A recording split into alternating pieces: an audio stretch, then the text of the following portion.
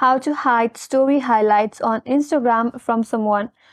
Now let's get started. First of all, launch your Instagram application in your mobile device, and after that make sure that you're logged in with your Instagram account.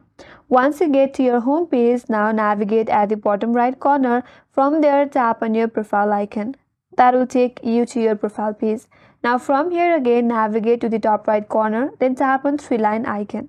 Now under the settings and account activity page, scroll down a bit and there you will find an option as hide story in live.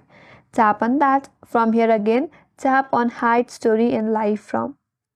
Now from the search bar, select that specific account or search for that specific account from whom you would like to hide your story highlights. Suppose I have this account right here, then tap on done from the top right corner.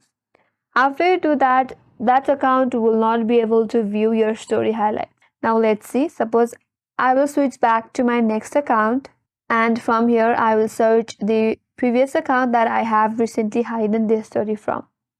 And as you can see here, there is no any highlight story on this account.